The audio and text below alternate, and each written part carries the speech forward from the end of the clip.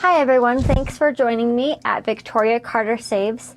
My name is Victoria Carter and welcome to my channel where we talk about the beat sheets, Save the Cat, and just general writing advice. So today we're going to talk about the book I am going to use mostly on my channel, and that is Save the Cat Writes a Novel by Jessica Brody. And there is a screenwriting version of this book that was written originally by Blake Snyder, but it was for screenwriters, and Jessica made it so we could have it for novels. So it's amazing. There's two main parts to Save the Cat.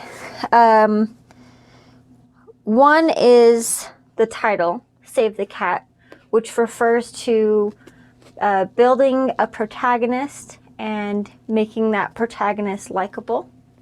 And then the other part of Save the Cat are the beat sheets. Now, what are beats? Beats are general plot points, and you can find these beats in any TV show, any movie, blockbuster film, and New York Times bestsellers. Anyone from Brandon Sanderson's fantasy books to Stephen King's horror to classics like Jane Eyre, Wuthering Heights, or even Frankenstein by Mary Shelley.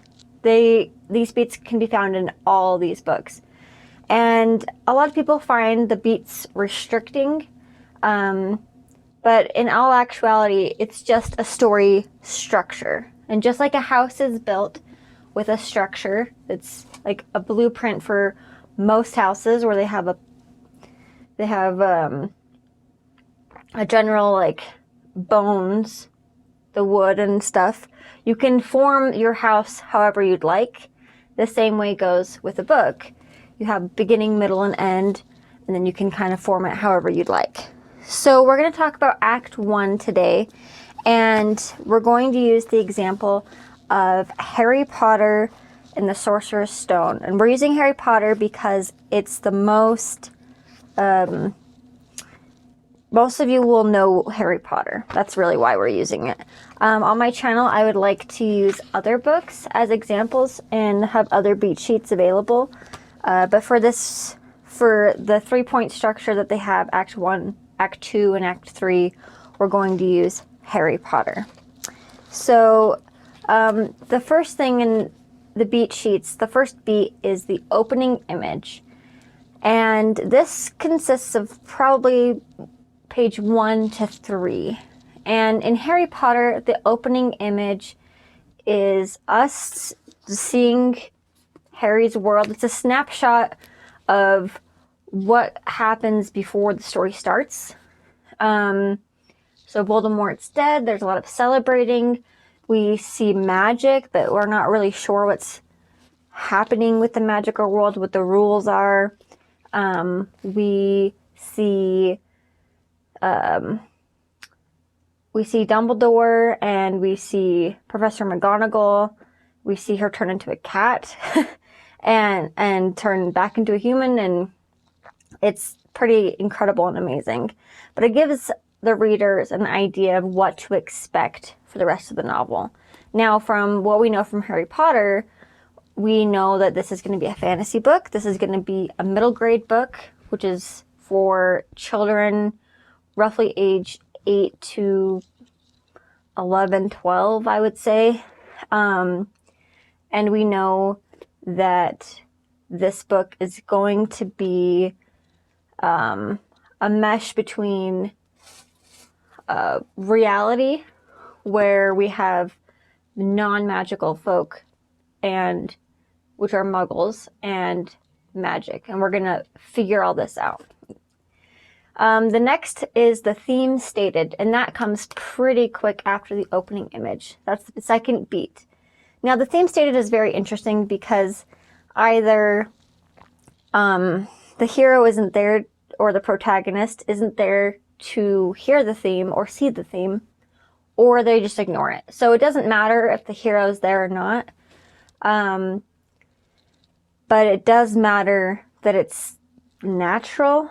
In Harry Potter, Dumbledore tells the theme to Professor McGonagall about Harry being the chosen one. And that's kind of the theme for him in his book, is that he has to grow up being the chosen one and embracing that part of himself. And Harry is a baby in that scene. I don't even think he's in that part of the book yet. I don't think Hagrid's even come. So Harry doesn't even hear it, and he's a baby, so he wouldn't understand it anyway.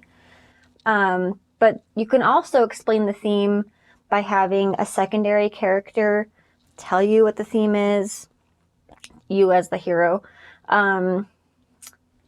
You can have the hero see it on a billboard, read it in a newspaper. You can have the hero overhear a conversation where they discuss the theme. But the point is that it's a journey where the hero is going to learn it as they develop through the arc. Then they're going to ignore it because that's the whole point.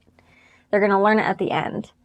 The second part of Act 1 is the setup. So here we do, in Jessica Rhodey's book, she talks about the 3 things that we find in the setup, which is why this character needs the theme, needs to embrace, as Harry Potter would be, embrace that part of himself. So that would be his life at its home, play, and work is what she defines it as. Work can be school. And in Harry Potter, we learn like he's jumping onto rooftops and he has odd happenings. And it's because he hasn't embraced himself as a wizard. He hasn't embraced himself as a chosen one. We see him at play where, you know, he's not really getting along with other muggles. And at home where he does not get along with the Dursleys. And it's because he's so different from them, but he doesn't have the confidence yet to embrace who he is. And that's the theme that we're going to learn throughout the book. The next part is the catalyst. Now, the catalyst, up until this point, and probably into the beginning of Act 2, the protagonist isn't going to be proactive or very proactive. The catalyst sort of just happens to the hero, but not necessarily because of the hero. So the catalyst for Harry Potter would be Harry getting his letter to Hogwarts. It's something that throws him out of his Act 1 world. It makes him rethink everything that's happening. And that's what your catalyst should do for your character, is it should throw them out of their world and have them sort of rethink everything that they know. What is this, Harry? What is this Hogwarts? Why am I getting letters? Who knows me? Who knows that I have a bedroom under the stairs? It's all these questions, and it throws off the comfort zone, and it makes your character, it helps your character be pushed into the rest of their story. This leads us perfectly into the debate. Now, the debate is very different depending on what you're writing. If you are writing adult fiction, the debate is more of an actual debate. You'll have characters argue with each other. You'll have internal conflict. You'll definitely have more of a push and pull. Whereas with middle grade, with Harry Potter, and books that are also middle grade, the debate is more a preparation. So it can be either way, is what the debate is. It's the trying to decide what to do and then preparing to go on the journey into Act 2. A good example of this would be Hunger Games, because Katniss, in the Hunger Games, Katniss takes her sister's place. So she's not going to debate it because she already decided, and that's already done. She can't debate it. So her debate section is her preparing for the actual Hunger Games. Another good example of this is the Disney's Mulan, where Mulan's debate isn't will she go, will she not go? It's her getting ready, being in the army, getting ready to be in the army, but not yet there. Getting the armor on, getting the sword, cutting her hair, etc. So you'll find more of that in middle grade and more of an actual debate in adult. And then YA, young adult, it can be either way. It kind of just depends on what the author wants. But generally speaking, that's what you'll find for the debate. Harry Potter's debate section is him preparing for Hogwarts. So it's him getting his wand. It's him at Diagon Alley with Hagrid. He's discovering his new world. He's not yet in Hogwarts, but he's definitely leaving the Act 1 world and breaking into Act 2.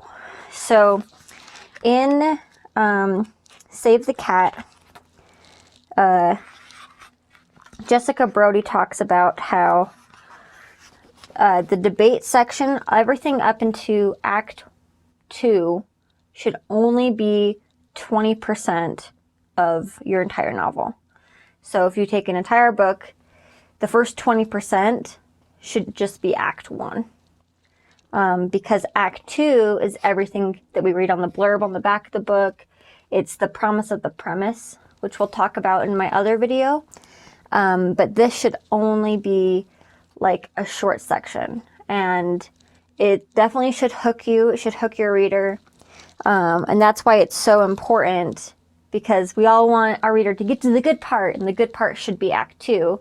But we need to have all this build up. We need to care enough that we're going to follow through to Act 2. So that's all I have for you right now for Act 1 on the beat sheet. If you want to know more, you can always check out the link down below I have for Jessica Brody's book, Save the Cat Writes a Novel. And if you want the screenwriting version, I will put a link down below for that as well. And it'll have more detail on what you can expect out of Act 1. She also has a beat sheet breakdown for Harry Potter. And so I recommend checking that out. And I will see you next time. Thanks. Bye.